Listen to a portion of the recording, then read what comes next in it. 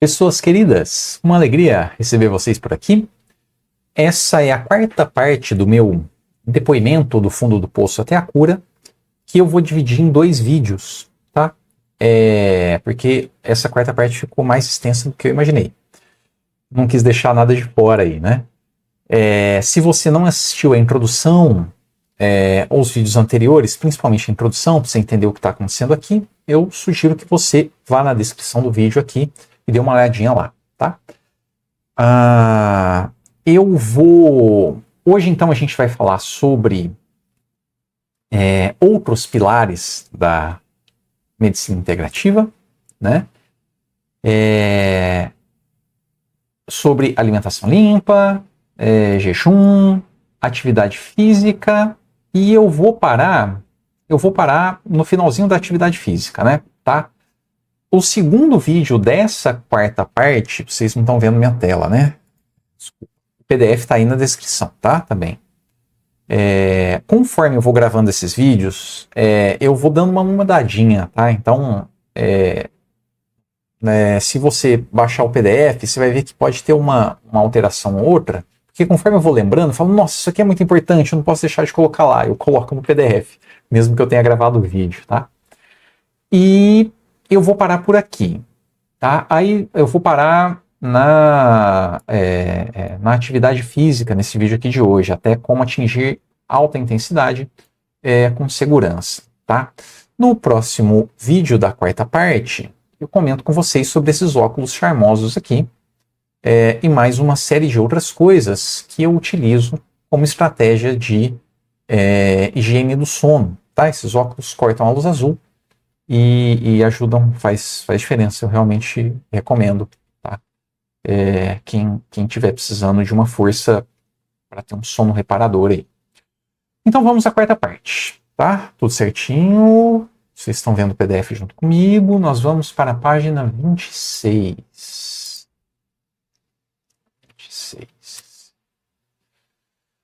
Parte 4, pilares da medicina integrativa. Né? E esses pilares exigem tempo, né? Essa é uma frase que eu inventei para mim mesmo, tá? Para o meu cérebro, e mudando as crenças, né? E ela me ajudou bastante. Quem não investe tempo e dinheiro na saúde é obrigado a gastar tempo e dinheiro com a doença. Tá? Então, comer bem dá trabalho? Olha, dá trabalho, mas a doença dá mais trabalho. Né?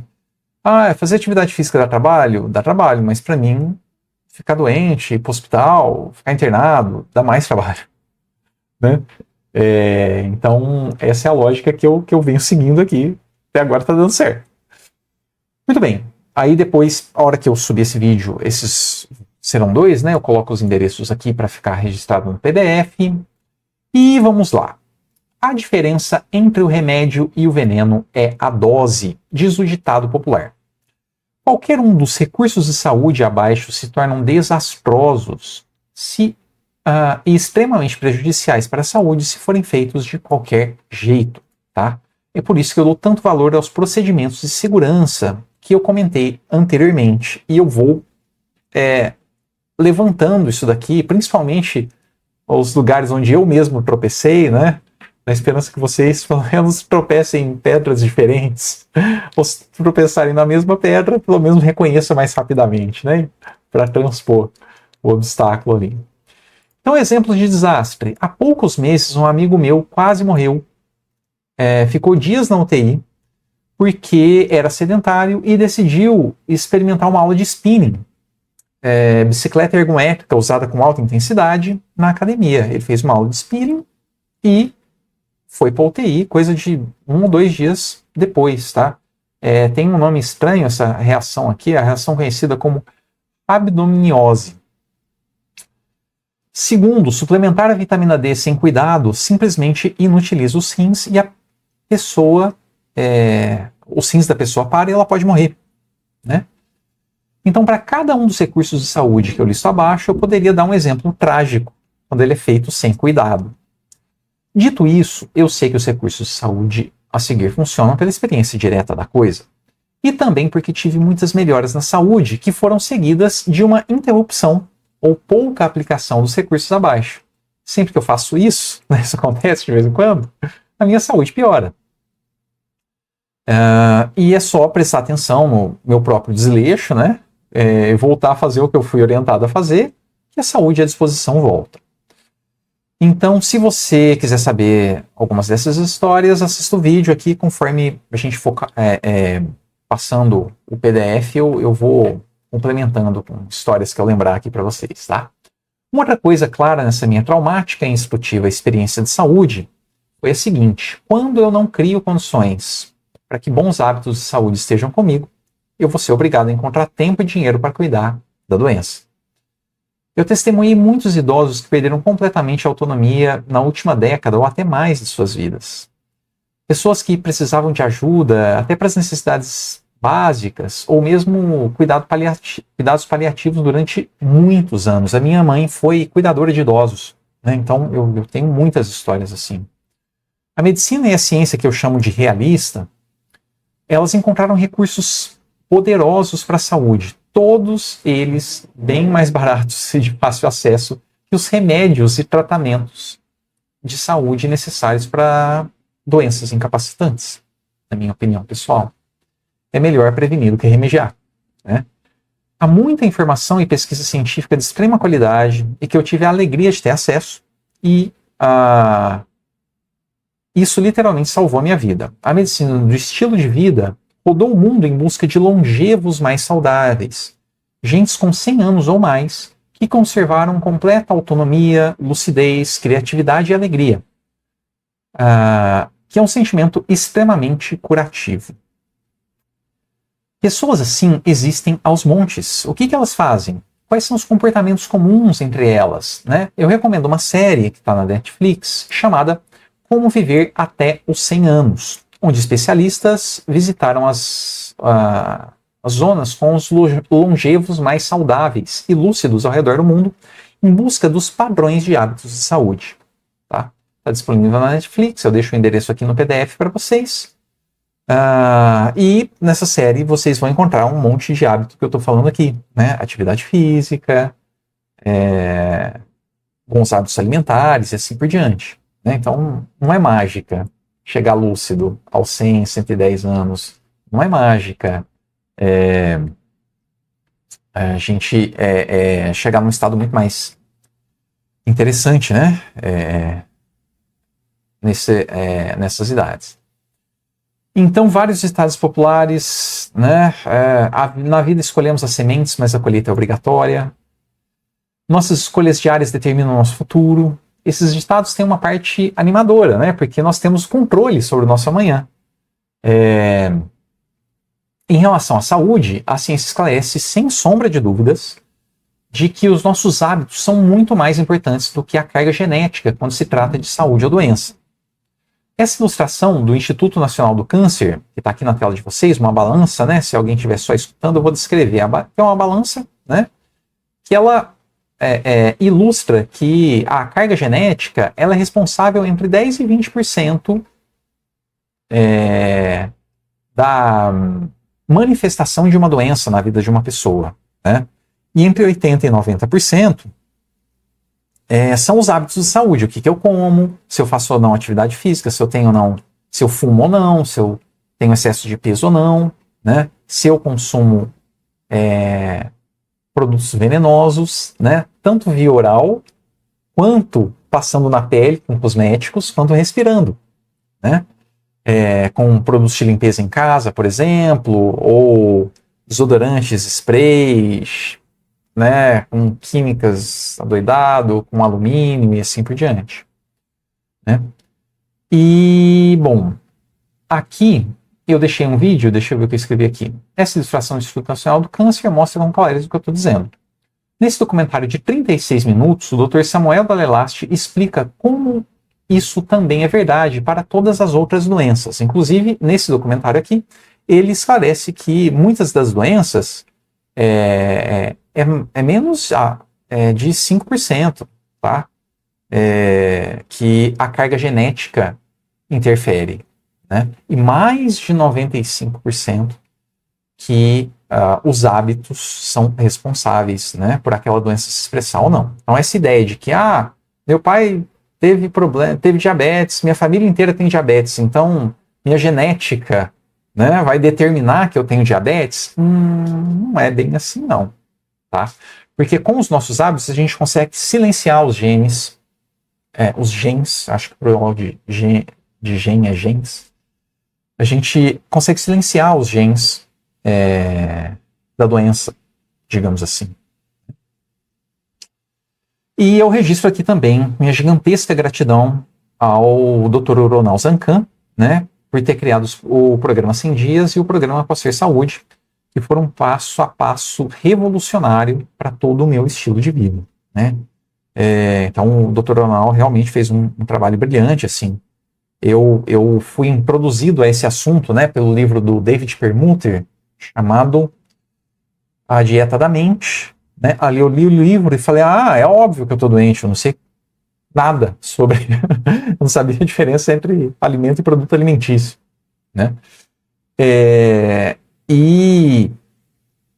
Só que eu saí catando papel na ventania, né, na internet, e o Dr. Ronald Zancan fez um curso extremamente bem organizado e didático, né, falando, olha, os recursos de saúde são esses, aplica esse primeiro, esse depois, esse depois, esse depois, né.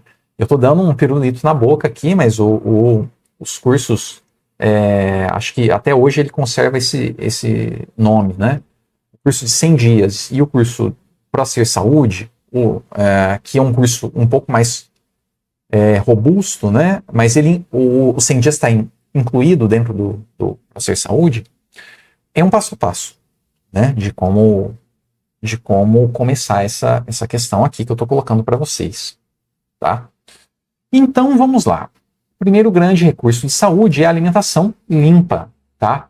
Por melhor que seja um carro, se você misturar areia no combustível, o desempenho do automóvel será prejudicado. Por melhor que sejam seus hábitos de saúde, se você colocar veneno no prato várias vezes ao dia, cedo ou tarde, sua saúde será prejudicada. Há uma enxurrada de ignorância sobre as toxinas modernas presentes em cosméticos e na alimentação, tá? Segue abaixo o que eu experimentei na pele ao longo de uma profunda mudança de hábitos alimentares. Primeiro, produtos alimentícios não são alimentos. Tem com a gravação aqui. Sim. Então, meu primeiro passo na alimentação limpa foi aprender a diferença entre alimentos e produtos alimentícios. O meu grau de ignorância sobre isso aos 35 anos de idade, eu já estou com 42, é assustador para mim, de verdade. Alimentos são produtos naturais, como frutas, legumes, grãos e carnes frescas, que oferecem nutrientes essenciais para o corpo sem aditivos químicos. Já os produtos alimentícios, como salgadinhos, refrigerantes, embutidos e sopas instantâneas, são industrializados e carregados de aditivos como nitritos, tartazina, aspartame, glutamato monossódico e demais porcariantes que estão ligados a uma enxurrada de doenças, incluindo câncer, alergias, obesidade e distúrbios neurológicos tóxicos em produtos alimentícios. Para mostrar que eu não estou exagerando, eu cito as carnes processadas, como salsicha, salame e presunto, que estão no mesmo grupo que cigarro, álcool e plutônio na lista de substâncias cancerígenas da Organização Mundial de Saúde, grupo 1, que reúne agentes comprovadamente cancerígenos para humanos. Logo ali, a carne vermelha está só um degrauzinho abaixo, no grupo 2A, classificada como provavelmente cancerígena. Basta uma rápida pesquisa para encontrar reportagens sobre isso. Eu separei essa daqui, que dá acesso ao relatório científico que embasou essas classificações da Organização Mundial de Saúde. E aqui está o link no PDF para vocês. Tá? Falando em carne vermelha, né, existe certo debate entre os médicos integrativos sobre a carne vermelha. Uns defendem e outros atacam, tá? Durante algum tempo me pareceu claro que o meu organismo precisava de carne vermelha algumas vezes na semana. Gradativamente as carnes foram se tornando indigestas para mim, mesmo aumentando a acidez estomacal. tá? Porque a acidez está ligada com a digestão de carne, tá? Quanto mais ácido é o estômago, mais facilidade você tem de digestão da carne, e com o tempo, né, a gente vai perdendo essa acidez conforme a gente fica mais velho. Isso é um processo natural. Hoje eu estou convencido de que o meu corpo funciona melhor com uma dieta vegana, tá? E suplementação de proteína de arroz. Então eu tomo uma boa dose de proteína de arroz. Quando chegar a ponto de suplementação, eu comento mais com vocês sobre como é que eu faço isso no meu dia a dia, né? E eu fiz muitos testes para chegar nessa clara conclusão, tá? Não foi do dia para a noite, não. Foi vários anos testando aqui.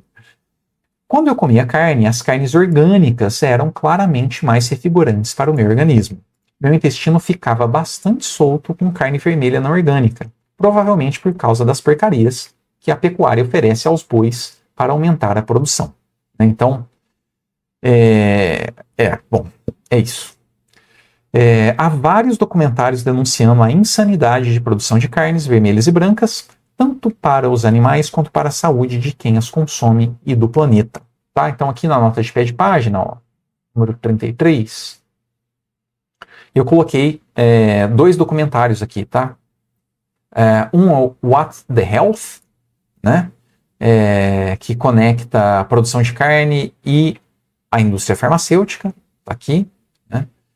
E o outro é Seaspiracy, Mar Vermelho, que fala sobre a produção de peixes de água salgada, né? Então, são documentários meio pesados, assim, e eu acho que às vezes encoraja, é um pouco difícil abandonar o paladar da carne, né?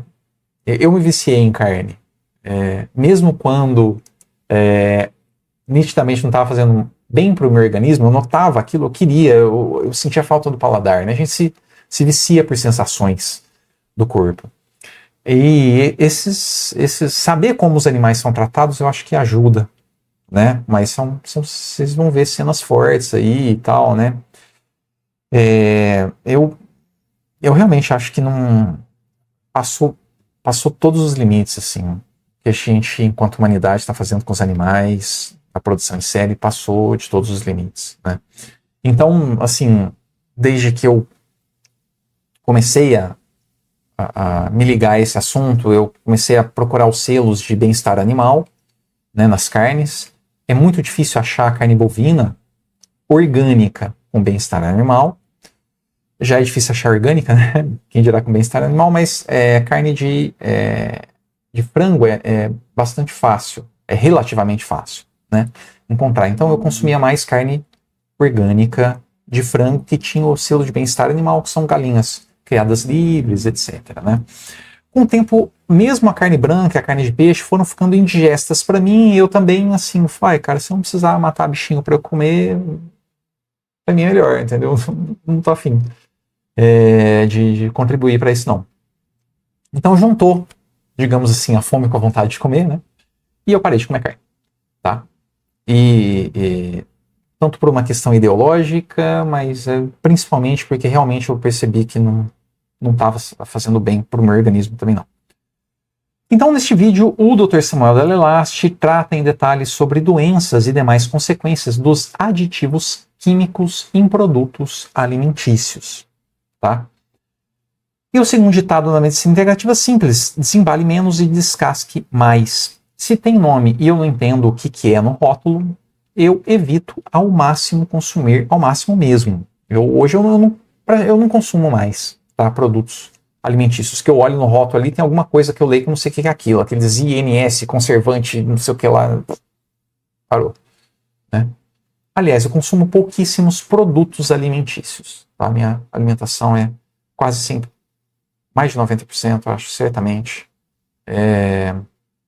de alimentos e não produtos alimentícios, tá?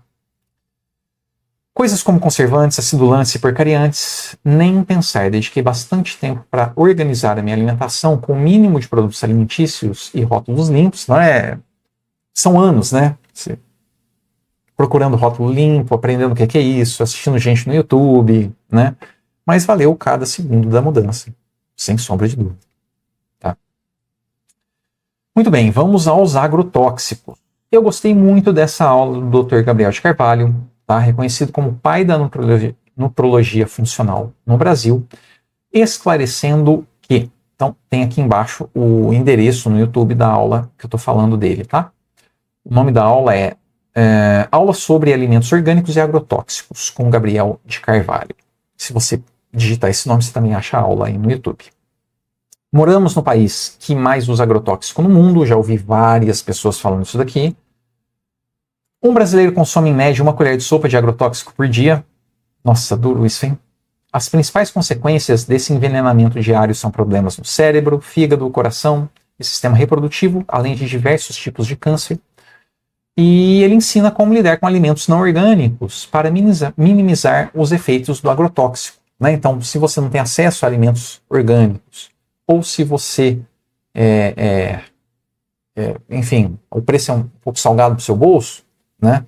Tem estratégias de como lavar, como higienizar, colocar na geladeira, depois lavar. Tem uns procedimentos para tirar o máximo de agrotóxicos que a gente consegue dos alimentos. Tá? Então, vale a pena dar uma olhadinha nisso daí. Okay? Um ditado popular diz que você é o que você come. O Dr. Lair Ribeiro faz uma correção interessante nesse ditado para os nossos dias. Você é o que a sua comida comeu. Se você come um alimento que recebeu agrotóxico, veio de um solo pobre em nutrientes, recebeu vacinas cheias de metais pesados, tóxicos para o cérebro, né, antibióticos, ração transgênica. O que a sua comida comeu, você também come. Né? Hoje, dia em que eu estava escrevendo o PDF, né, o dia que eu escrevi esse parágrafo aqui, eu fiz a nossa compra semanal de alimentos. Se não me falha a memória, o item mais caro da compra foram os abacates orgânicos, ou seja, sem agrotóxicos. Pagamos cerca de R$ 35,00 em 5 unidades. Né? Se minha matemática está boa, R$ 6,00 por abacate. Muitos dos meus contatos pessoais acham que nossos abacates são caros. Mas essas mesmas pessoas são completamente dependentes de drogas farmacêuticas. É comum uma pessoa ir a uma drogaria e gastar menos de R$ 35,00? Eu prefiro investir R$ 35,00 nos meus abacates do que gastar R$ 35,00 em drogas farmacêuticas repletas de efeitos colaterais e tomar uma colher de sopa de veneno por dia. Cada um é cada um. É isso aí. Segundo, açúcar. Tinha esquecido de falar do açúcar e depois coloquei. O uso crônico de açúcar pode ter consequências graves para o organismo. Tem, né? Tem consequências graves, incluindo o aumento de fungos intestinais, como cândida, e a redução da imunidade. Isso daqui é muito nítido, redução da imunidade. Né? Quando eu estava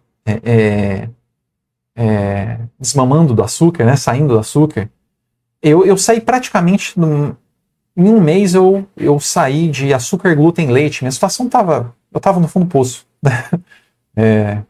Eu acho que eu fiz uma transição, assim, foi difícil, mas eu percebia nitidamente, assim, as semanas, assim, os dias que eu conseguia ficar sem açúcar, eu ficava bem, e quando eu voltava a comer um pouco mais de açúcar numa sobremesa ou outra ali, eu tinha mais facilidade de ficar gripado, de ter uma dor de garganta. Minha garganta sempre foi muito sensível, né, antes de eu entrar nesse processo. Hoje não tem mais nada.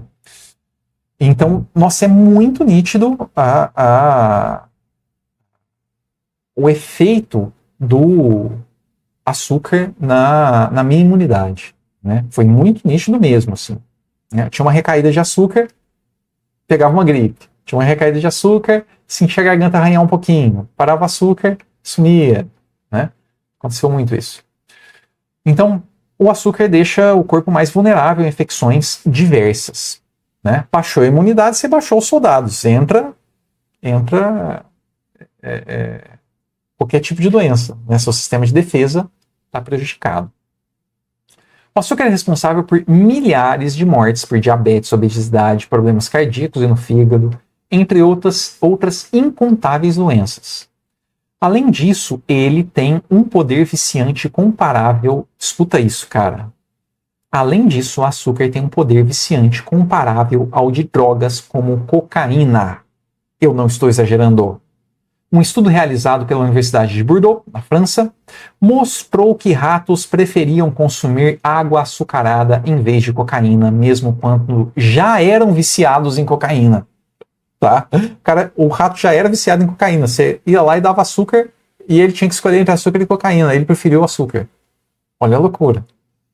Esse experimento revelou que o açúcar pode ativar os mesmos mecanismos de recompensa no cérebro, levando a um ciclo de dependência semelhante ao observado em drogas que causam dependência severa. Tá? E eu coloquei o artigo científico aqui para vocês, tá? Tá duvidando de mim? Vai lá, ó. Ó, esse cara aqui é da PLOS ONE, é uma das melhores revistas científicas, uma das revistas científicas mais exigentes do mundo. Tá?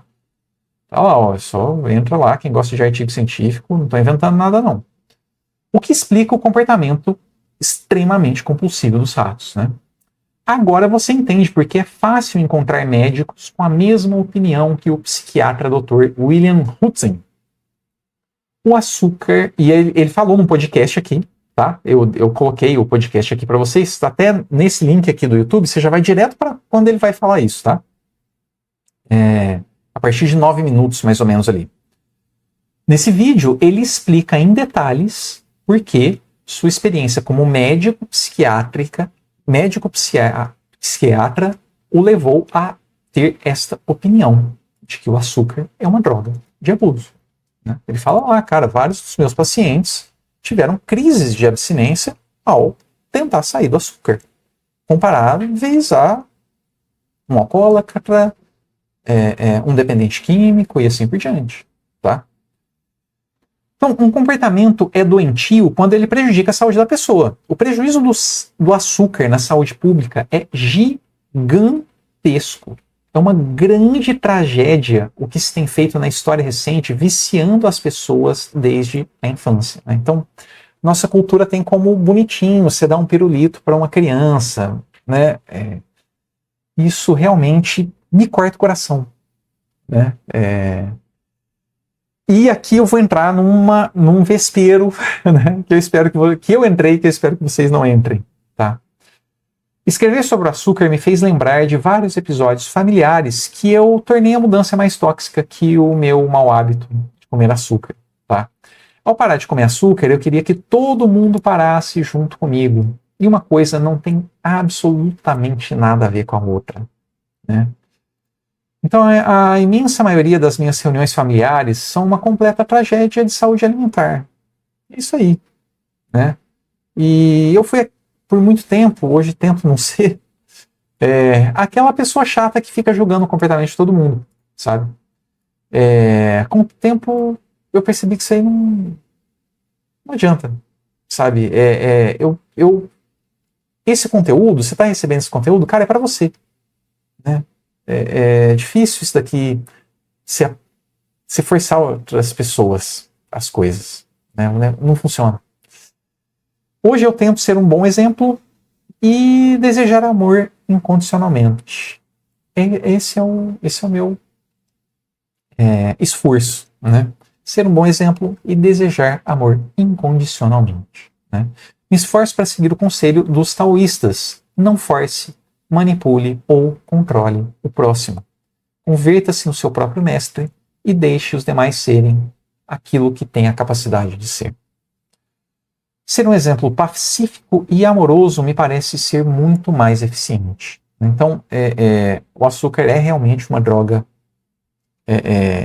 que causa uma dependência terrível, né? E não dá para ficar levantando a bandeira assim. A gente perde contato social, fica uma coisa bem insustentável. Né?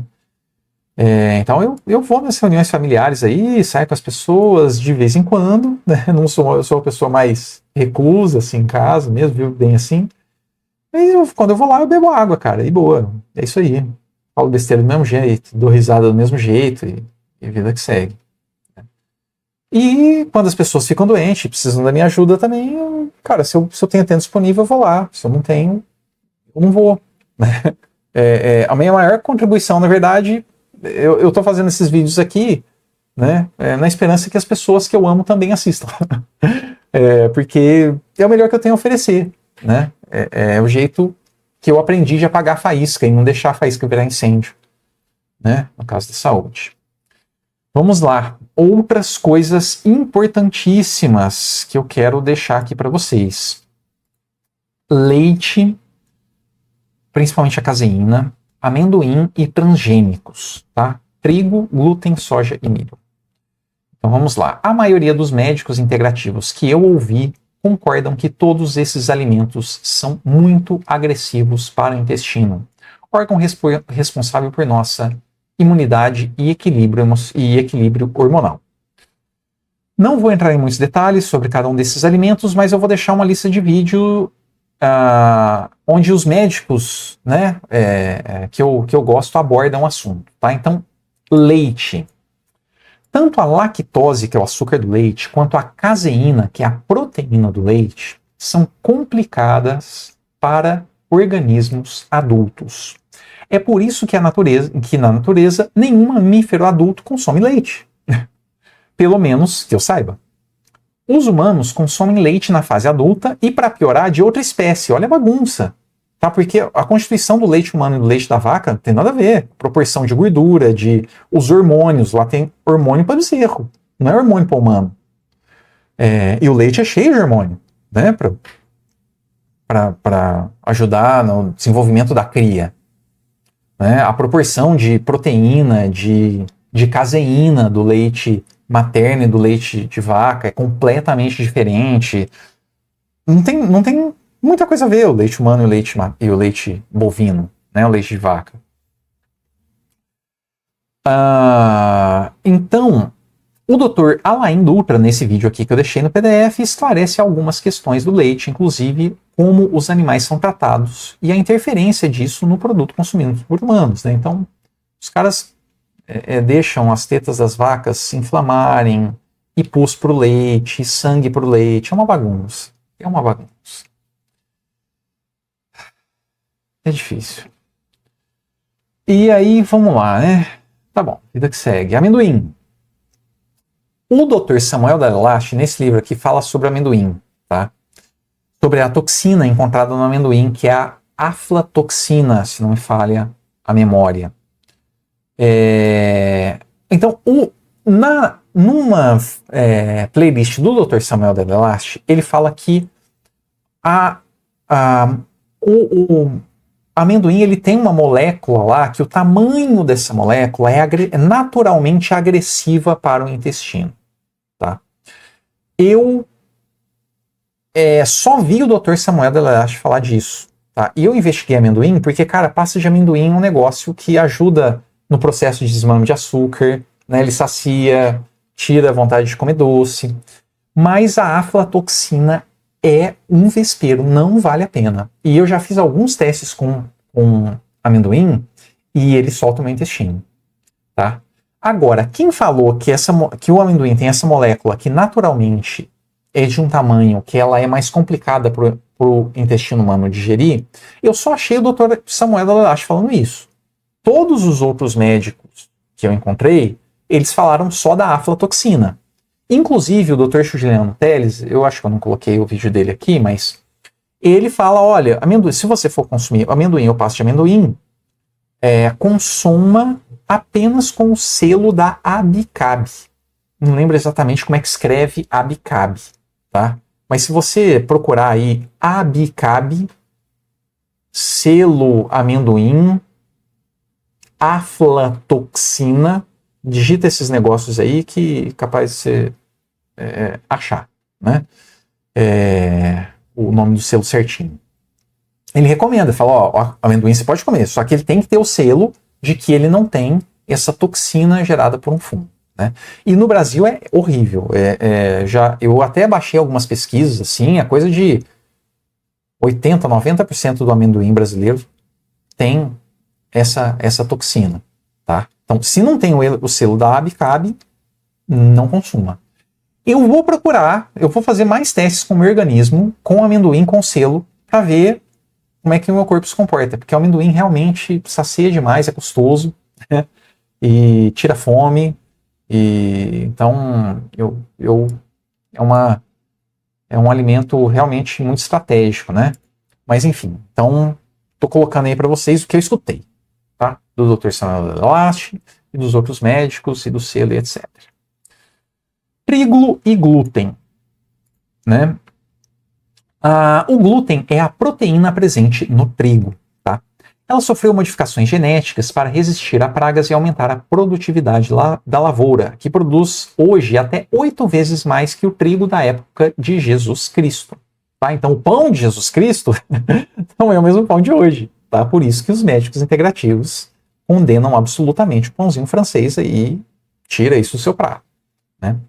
É possível encontrar estudos defendendo e atacando os efeitos do trigo na saúde. Geralmente, olha, eu acho que todos os médicos integrativos concordam pela experiência de consultório. Né? Todos os médicos que eu fui integrativos falaram, cara, sai do glúten, esquece isso. Tá? Mas você acha pesquisa científica aí falando que o glúten é saudável, assim, não é agressivo para o organismo humano, né? Mas aí a gente cai no que eu falei em alguma sessão aí para trás, né, cara? Olha, toda a indústria é dependente de glúten, né? Imagina se no dia da manhã sai a notícia pública, olha, glúten faz mal. Quantas padarias, quantos investidores do agronegócio, quantos agricultores não vão quebrar do dia para a noite, né?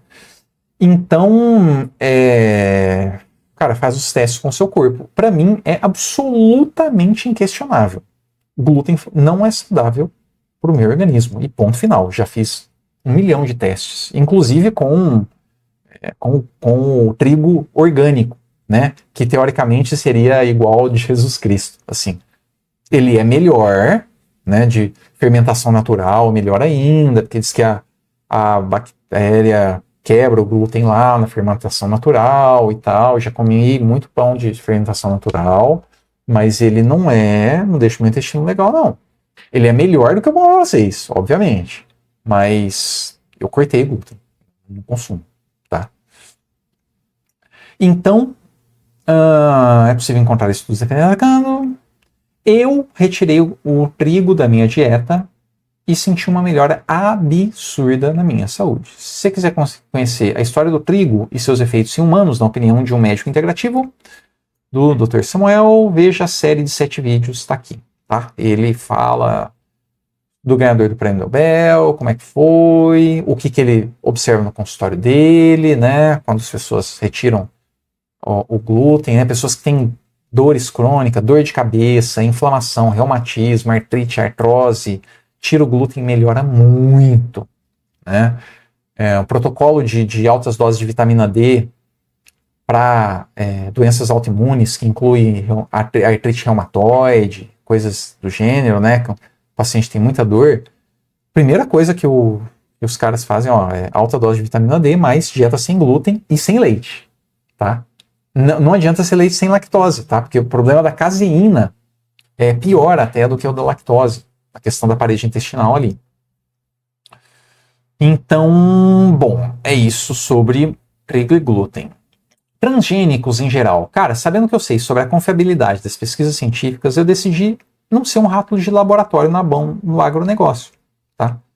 Que não assume nem os prejuízos dos agrotóxicos já muito bem conhecidos no meio ambiente e na saúde humana. Então, tem um monte de país lá na Europa que não compra vários produtos do Brasil porque pela quantidade de agrotóxico que é usada, né? Porque a legislação do país lá não permite, né? E os caras aqui mandando ver no handap. Então, não dá. Eu decidi manter a distância disso daí. E aí o que os caras fazem um monte de manipulação genética lá para a lavoura produzir mais. Eu entendo a posição econômica dos agricultores, né? Mas, cara, não faz bem para a saúde, né? Minha família não consome transgênico, tudo isso daqui a gente saiu, né? E, cara, teve um efeito absurdo, né? Na nossa saúde, absurdo. Muito bem.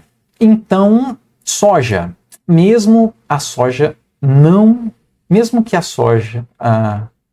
mesmo a que não é transgênica, tem uma série de questões hormonais na absorção de vitaminas que eu não estou disposto a experimentar no meu corpo. Tá? O Léo Ribeiro dá referências científicas interessantes sobre a questão do consumo de soja nesse vídeo aqui, que eu deixei no PDF. Eu lembro que quando eu fui no meu primeiro médico integrativo, eu tomava leite de soja, porque eu desconfiava que o leite não estava me fazendo bem, mas ainda não tinha certeza, né? E eu lembro que o meu estrogênio, que é um hormônio feminino, né? Nossa, deu lá nas alturas, lá na Casa do Chapéu. E aí ele fez toda a consulta lá comigo, perguntou as coisas que eu comia e tal, falou, cara, soja, exclui nunca mais, né? Hoje meu estrogênio é absolutamente normal, né? Recuperei os níveis de testosterona, tudo tranquilo. Acho que mais de 90% da soja do Brasil é transgênica, então também tem isso, né? Então, a soja, ela naturalmente, muitos médicos integrativos, incluindo o Léo Ribeiro, falam que ela muda a estrutura hormonal do organismo, portanto não é estratégica, né? E como se não bastasse, a soja no Brasil, mais de 90% é transgênica, né? Então a gente só vai descobrir daqui a 100 anos se a ciência criar juízo e começar a falar a verdade. Milho, mesma coisa. Porcentagem de milho no Brasil, olha lá, ó, eu só consumo milho orgânico. O milho é o único desses daqui que não me faz mal, tá? Mas até onde eu saiba, mais de 90% da produção de milho do Brasil é transgênica. Então, se é transgênico, eu não como, tá? Porque eu não confio nesse pessoal que tá falando que esse negócio é seguro, não.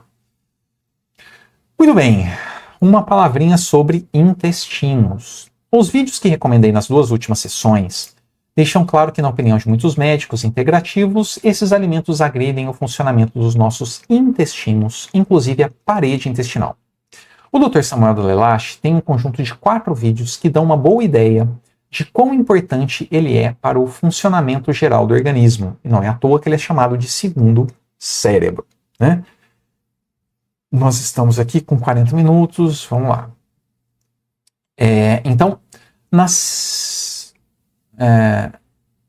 segunda dessa coleção de aulas, ele explica como esses alimentos prejudicam a mucosa e a parede intestinal. É nesse segundo vídeo aqui dessa série que ele fala lá do tamanho da molécula do amendoim, tá? Que eu só vi ele falar isso. Foi exatamente o que aconteceu comigo ao longo de 35 anos de má alimentação, né? Com a parede intestinal prejudicada, o organismo entra em pane, né? Diversas doenças psiquiátricas e autoimunes começam ali com esse prejuízo da parede intestinal, tá? Intestino preso ou solto por muito tempo, no meu caso foi solto por mais de uma década, né? É uma bomba relógio, né? Qualquer um desses alimentos que eu coloco no meu prato, mesmo em pequenas quantidades, solta o meu intestino, que parece estar completamente recuperado pelos últimos exames que eu fiz. Eu fiz uma colonoscopia para ver se estava tudo bem, né? Depois que minha saúde já estava bem mais estável, e a médica falou, olha, o seu exame foi o melhor exame que já repousou sobre a minha mesa de consultório. O exame tá tudo perfeito, assim, tem seu intestino, a colonoscopia mostrou um intestino de exemplo de livro de anatomia, né? Tá perfeito. Então, mesmo glúten orgânico ou soja orgânica fermentada não me caem bem. Tá aí. Não tenho problemas com contaminação cruzada, outra coisa, tá? Ou seja, o que é contaminação cruzada? Alimentos saudáveis que podem ter pequenas quantidades desses alergênicos por compartilharem os mesmos equipamentos. Por exemplo, eu consumo feijão que está escrito no rótulo contém glúten, porque usou um equipamento que também manipulou o trigo, né? Então isso daqui é só para quem é alérgico e não intolerante, né? A alergia pequeníssimas quantidades leva o cara para o hospital. O intolerante, eu sou intolerante à soja, por exemplo, né? Porque eu como soja e solto o intestino, né? Por muito tempo eu fui intolerante ao limão, hoje não sou mais. eu consumia limão e isso me dava uma sonolência, uma fadiga, né? Então isso é intolerância, não te leva para o hospital, você só dá uma distúrbio ali. E a contaminação cruzada é quando os caras usam o mesmo equipamento para dois alimentos diferentes. Então, o feijão não tem glúten, naturalmente, não tem glúten. O glúten é do trigo, não é do feijão.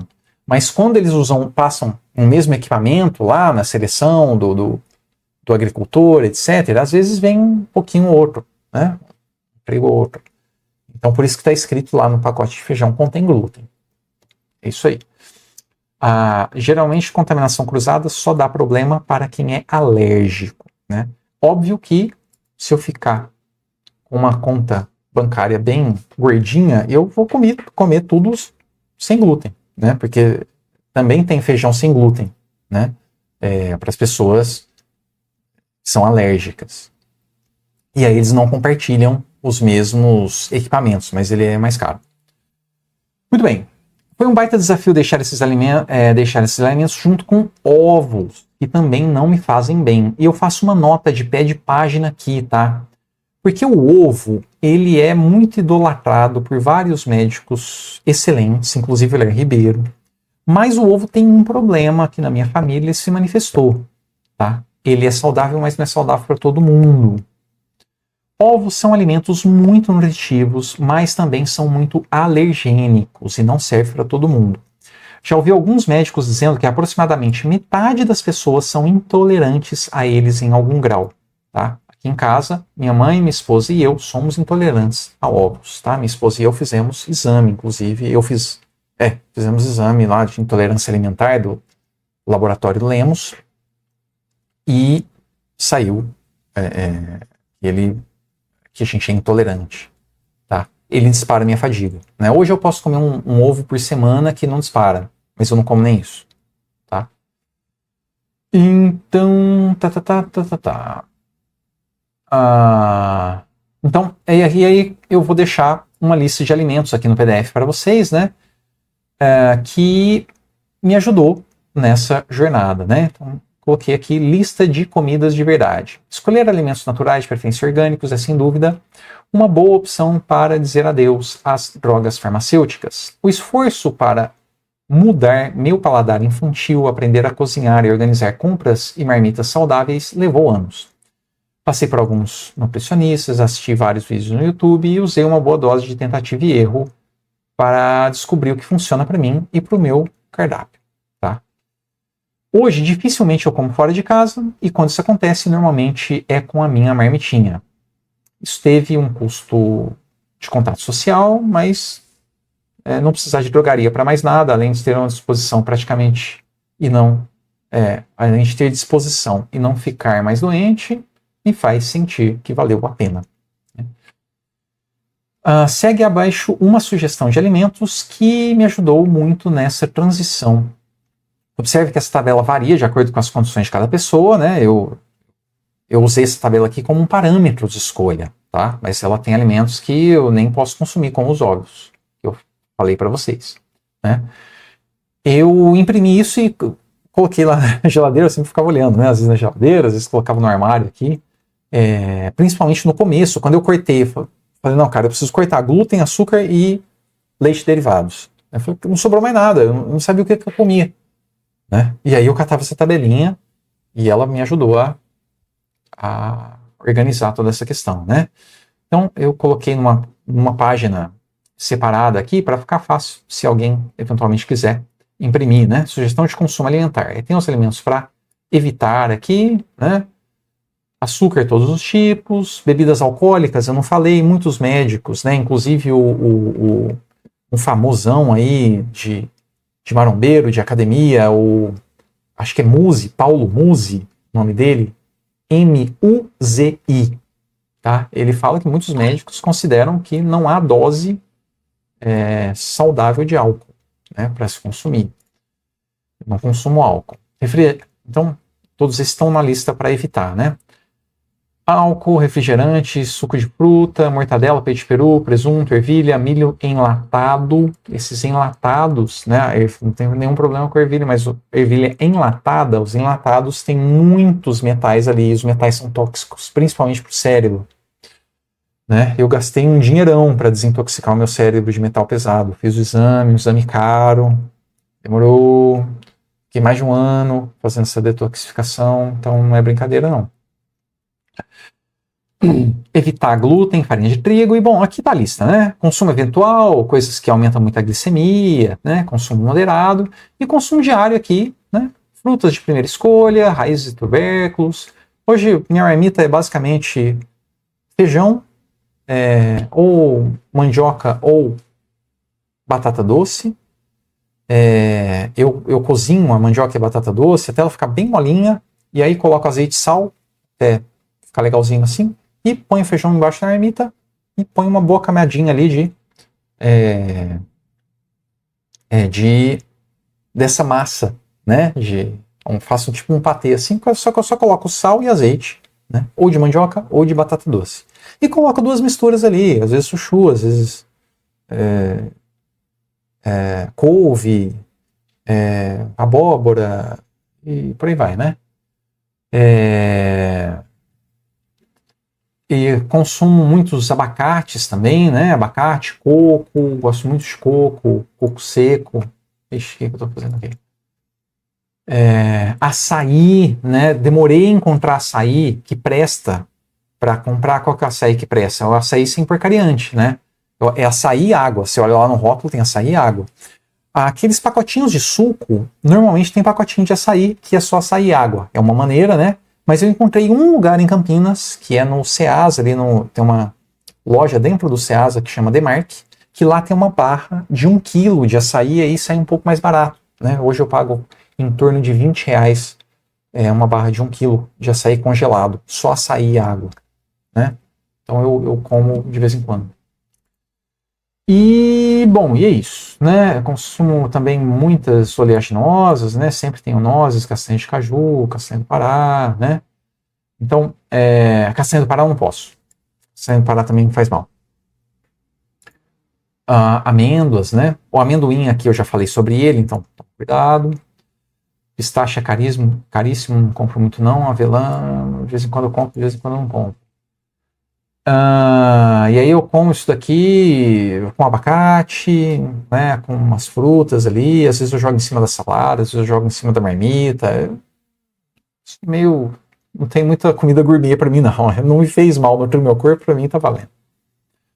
Sementes, né, também aqui de linhaça e tal, tudo bem. Então aqui na página 32 do PDF, vocês têm aqui uma lista que me ajudou muito nesse processo de transição alimentar. Tá? E receitas também no começo ali, eu fazia essas receitas, depois agora com o tempo eu parei, porque não tenho muita habilidade na cozinha não.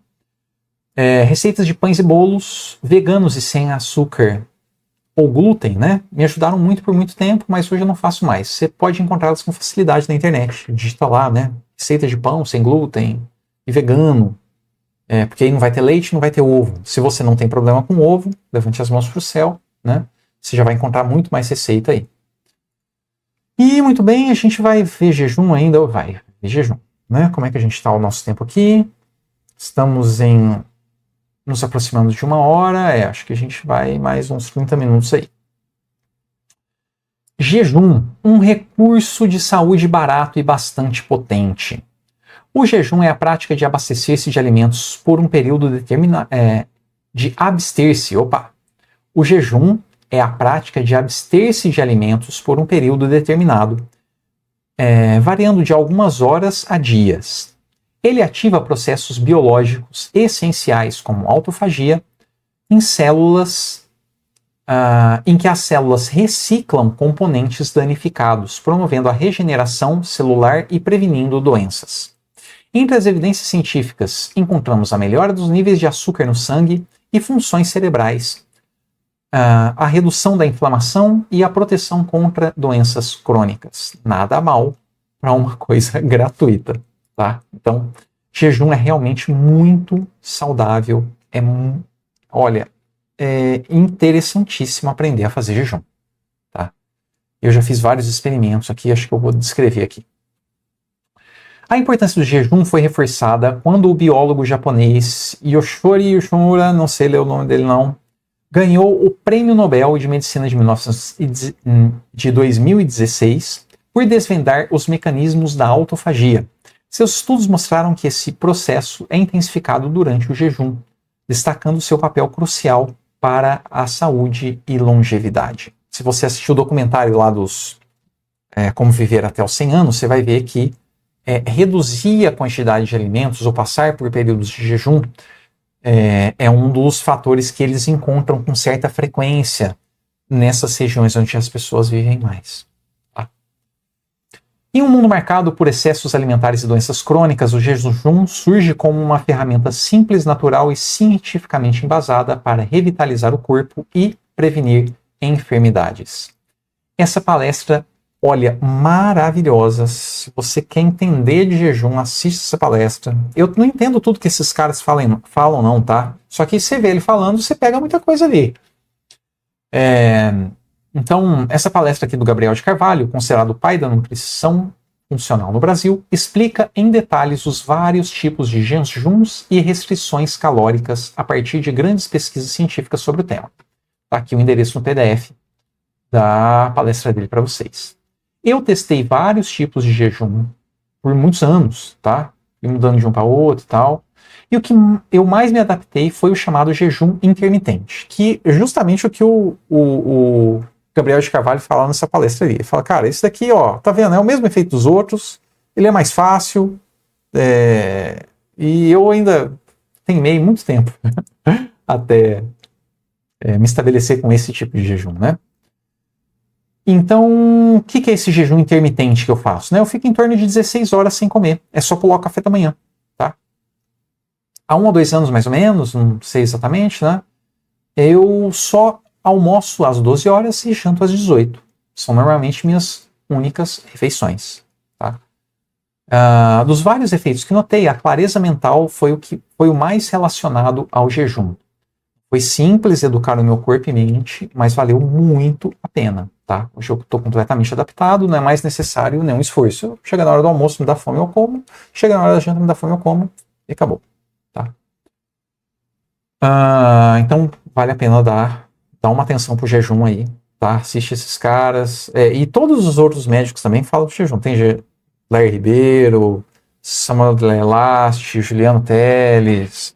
Essa turma tudo você encontra aí palestra, aulas curtas, vídeos pequenos, deles falando sobre jejum, tá? Atividade física. Minha experiência com atividade direta confirma... Minha experiência direta confirma o que todo médico integrativo diz. Atividade física é um dos recursos mais potentes para a saúde. Meu sono e disposição, tanto física quanto intelectual, são completamente dependentes da atividade física. Eu começo a trabalhar demais, começo a parar de atividade física, percebo que minha mente fica mais lenta, que minha mente fica mais enuviada, os raciocínios já não estão muito claros, sabe? A disposição muda. Quando eu começo a falhar na rotina, inevitavelmente percebo o prejuízo, normalmente nesses 3 aspectos ao mesmo tempo. Meu sono, minhas capacidades cognitivas, memória, raciocínio lógico, concentração e disposição geral pagam o preço. Neste vídeo, um dos meus conselheiros preferidos, o Ronald Zancan, explica como a atividade física é importante para a saúde. Ele também explica como musculação, intervalado e aeróbico são 3 tipos de atividade física diferente, né? Equilibradamente combinados, geram um efeito muito otimizado, tá? Então, eu vou falar sobre os 3 aqui, tá? Treinos de força, intervalado e aeróbico, tá? Para quem não sabe o que são essas coisas, aí vai uma breve explicação. Treinos de força, musculação, tá? São exercícios que envolvem resistência para fortalecer e aumentar a massa muscular, tá? Utilizam pesos, máquinas ou o próprio corpo. Um negócio que chama, se não me engano, calistenia. Calistenia, tá? Você encontra um monte de vídeo no YouTube. Não quero fazer Academia.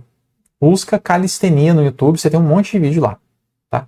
Você usa o seu próprio corpo, não precisa nem de ferro, halter, peso de academia, nada. Então, benefícios: melhora a força, aumento do metabolismo e proteção dos ossos e articulações. Tá? O melhor exercício que eu encontrei foi realmente a musculação. Tá? Mas eu não gosto de musculação. Cara, vai sim. Você também não gosta de ficar doente. Eu comecei a fazer musculação sem gostar, com o tempo você vai acostumando, e aí de repente o seu corpo entendeu que aquilo lá é muito bom para ele, e aí uma hora você acorda e fala, cara, eu gosto disso, sabe? Porque a quantidade de hormônio ali, serotonina, dopamina, é incalculável, né? São hormônios que trazem equilíbrio, estabilidade emocional, com o tempo você percebe isso, né? E o seu corpo absorve essa coisa no subconsciente ali. Então, eu recomendo matricular numa academia mesmo, porque você está usando 100% ali da coisa, né? Ou se não tiver academia, ou se for muito indigesto para você, usa YouTube aí para fazer as coisas, é uma alternativa, né? Mas enfim, treinos de força.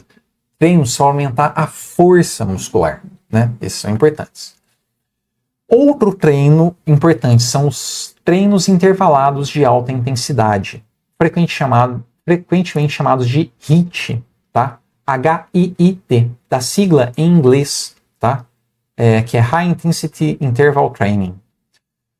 Consistem em alternar períodos curtos de exercícios intensos com intervalos de descanso ou atividades leves. Exemplo, correr rápido por 30 segundos e caminhar por 1 minuto, repetindo o ciclo. Benefícios: queima de gordura eficiente, melhora do condicionamento físico e menos tempo, né? Menos tempo de atividade física. Eu faço um HIIT na academia de 20 minutos, na rua. Está na hora de eu parar, hein? Quanto tempo? Tem 1 hora de vídeo aqui, 1 e 1. A gente vai mais um pouquinho. O cérebro já começou a ficar cansado aqui, mas vocês me tolerem aí. Eu faço HIIT na rua, tá? Põe meu tênis, hoje eu fiz. Põe meu tênis, eu corro 4 minutinhos, levinho, só para aquecer o corpo, né? Isso foi o Ronaldo que me ensinou, você encontra vídeo aí no YouTube dele. E depois eu faço um pico de 30 segundos, onde eu corro com mais intensidade e continuo correndo levinho por 90 segundos. Tá? Depois outro pico de 30, corro levinho mais 90. Eu faço 8 ciclos desse. Né? Então vai dar 16 minutos, mais os 4 anteriores, 20 minutos. Tá? E essa é uma maneira de você não ter um treino muito longo. Eu já corri 1h30, 2 horas, né? Só que você corre em outro ritmo. Né? E do ponto de vista de eficiência do exercício para o organismo, para você melhorar a sua oxigenação cerebral, para você melhorar a sua capacidade cardiovascular, fortalecer o seu coração, né? Para você... Isso promove faxina nas células, o transpirar é um detox importantíssimo, né? Isso melhora a respiração celular de todo o corpo, inclusive do cérebro, que melhora o raciocínio lógico, a memória, etc. Né? O HIIT é uma das maneiras mais rápidas e eficientes de fazer todos esses processos. Então, um HIIT bem feito de 20 minutos, que é o que eu faço, é muito mais eficiente do que uma corrida de 1 hora mais lentinha, ou uma caminhada de 1 hora, para esses efeitos fisiológicos. Né? Então, vale a pena aprender a fazer HIIT. Se você digitar no YouTube intervalado, HIIT, você acha um monte de vídeo. Né? A minha esposa passou pela primeira consulta integrativa dela com um médico, né, que foi o meu primeiro médico integrativo também, e ele falou, olha, você precisa fazer atividade física. Ela falou, não tenho tempo, trabalho muito. Ele falou, isso não é desculpa. Você pode fazer um intervalado de 10 minutos antes de ir para o trabalho. Isso vai fazer muita diferença na sua saúde, na sua glicemia. A glicemia dela estava alta.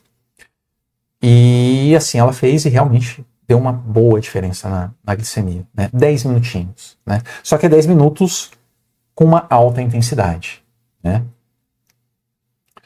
E também treinos aeróbicos, que são um pouco diferentes dos treinos intervalados. Os treinos intervalados têm esse pico e descanso, ou pico e descanso ativo, pico e descanso ativo.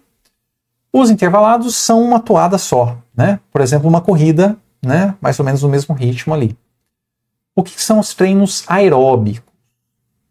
Os aeróbicos são esses contínuos, tá? Acho que eu falei errado.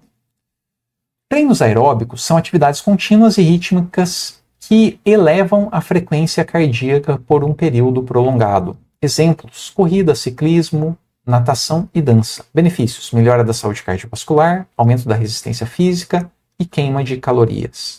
Tá? Eu não tenho outro objetivo com a minha atividade física que não seja longevidade saudável. Isso quer dizer que eu faço o mínimo possível para ter saúde. E depois de muita tentativa e erro, eu descobri que para mim funciona bem um dia de musculação seguido de outro dia de descanso. Depois, um dia eu faço 20 minutos de corrida, ou HIIT ou aeróbica, tá? Seguido de outro dia de descanso. E então eu recomeço o ciclo novamente, tá? Então eu faço um dia de atividade física e um dia de descanso, né? Nesse dia de atividade física, uma hora eu faço a corrida, ou HIIT ou aeróbica, ou eu faço musculação, né? Então, descanso, musculação, descanso, HIIT, descanso, musculação, descanso, HIIT, descanso, musculação, descanso, aeróbico. Eu faço mais HIIT que aeróbico, né? Por exemplo. E assim, aí aqui o treino intervalado de alta intensidade é o Dr. Uronal recomendou no programa de saúde dele fazer um eletrocardiograma de esforço. Eu até vou adicionar essa informação aqui no PDF. Tá? Estamos a 1h06, tá? 1h06, eu vou voltar aqui para eu lembrar de adicionar, tá? O treino intervalado, é bom você fazer um eletrocardiograma de esforço para ver se não vai dar problema. Cerca de 1% da população tem um desvio ali no coração, que aí para essa pessoa fazer o intervalado ela tem que fazer com muito mais cuidado do que uma pessoa comum, tá? Porque ela sofre, as chances dela ter um ataque cardíaco é muito grande, tá? Então, é 1 a cada 100 e não é uma porcentagem tão irrelevante assim, né? Vai lá uma vez na vida, faz o exame, eu já fiz, né? Chama eletrocardiograma de esforço. Você transpira, viu? Médico judiou de mim. Então, para fazer o HIIT, é mais seguro você, antes de começar a fazer o HIIT, vai e faz um eletrocardiograma de esforço. Tá?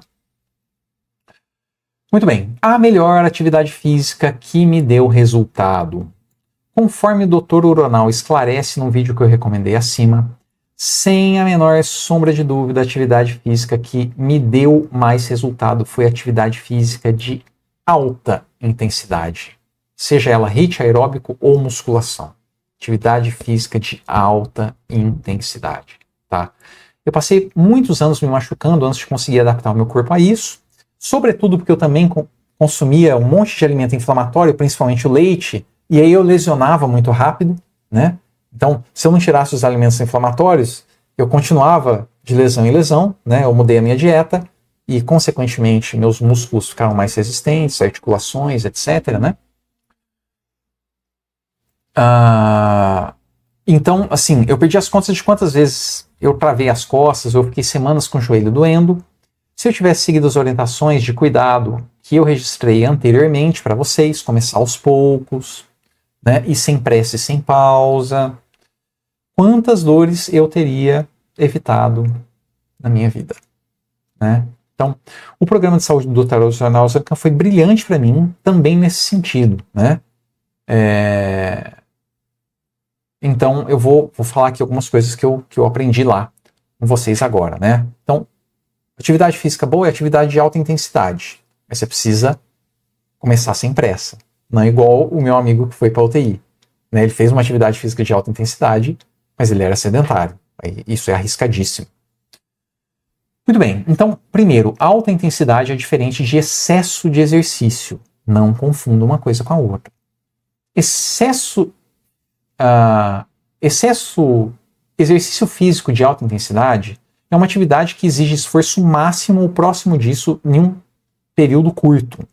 Apesar de ser desafiador, o corpo se recupera rapidamente e os benefícios incluem melhora do condicionamento físico, queima de gordura e ganho de resistência.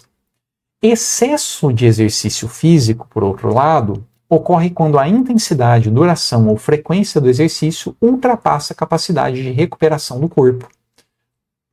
Tão importante quanto o exercício físico é a recuperação do corpo, ou seja, o período de descanso, né? Então, isso pode levar a fadiga extrema, dores persistentes, queda do desempenho e até lesões. O excesso sobrecarrega o organismo e prejudica a saúde em vez de melhorá-la, né?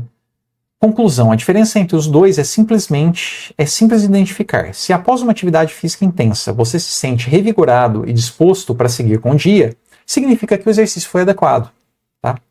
Porém, se você fica exausto, sem energia e passa o dia cansado, é sinal de que exagerou.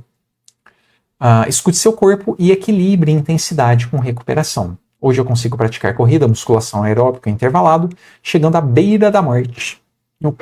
À beira da morte no final da atividade, tá? 15 minutos depois, eu sigo o dia normalmente, tá? Alta intensidade é diferente de alto desempenho. Cuidado com isso também, tá? Esquece aquela coisa de comparar o seu desempenho com o desempenho do coleguinha do lado. Cara, esquece isso. Exercício saudável não foca no desempenho, mas sim na intensidade. Vamos entender melhor o que é isso. O exercício de alto desempenho é focado em resultados máximos, com quebra de recorde, medalhas ou títulos, ou simplesmente eu quero levantar mais peso que o coleguinha que está do meu lado na academia. Ou eu quero correr mais do que o cara que está correndo junto comigo. Tá? Então você está olhando para o desempenho, né? E às vezes a gente deixa de olhar para o nosso organismo para olhar para o desempenho. E é onde mora o perigo. Atletas de alto desempenho treinam normalmente acima do limite do corpo, ignorando os sinais de fadiga ou dor para atingir objetivos. Esse nível de exigência é agressivo e cedo ou tarde leva a lesões graves, esgotamento físico e mental e, como consequência, o encerramento precoce da carreira. Tá? Conheço um monte de amigo meu. Adora correr, mas estragou o joelho. Adora fazer academia, mas estragou o ombro, etc, etc, etc. Tá? Ou seja, foi mais rápido do que o organismo conseguia se recuperar. Exemplo, temos aos montes Ronaldo Fenômeno e suas lesões nos joelhos, Gustavo Kuerten em seu quadril, de Pelé ao Oscar Schmidt, de Marta a Daiane dos Santos. Eu não sou um especialista no assunto, mas acho que lesões permanentes acompanham todos esses atletas de alto nível.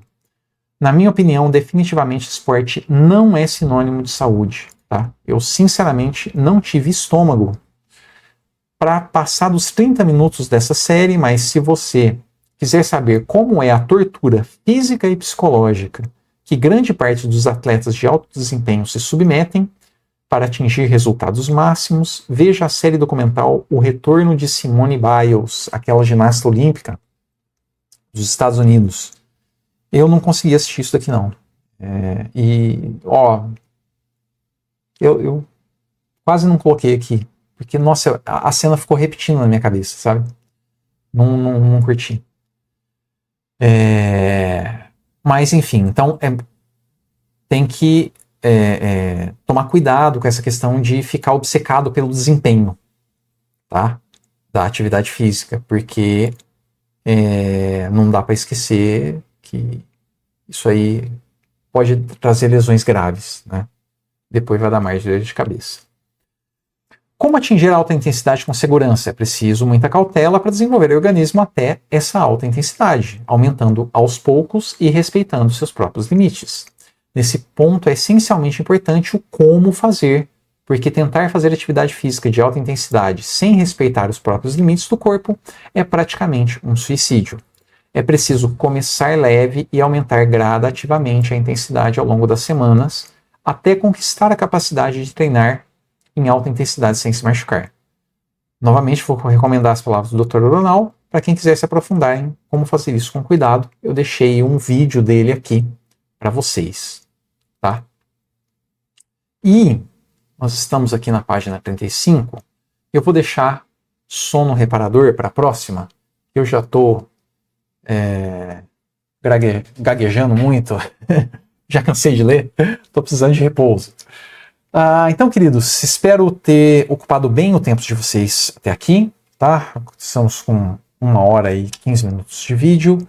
Na parte 4, então, eu vou gravar mais um vídeo para a gente terminar essa quarta parte do meu depoimento aqui, tá? Muito agradecido pela atenção de vocês, um grande abraço e até o próximo vídeo. Tchau, tchau.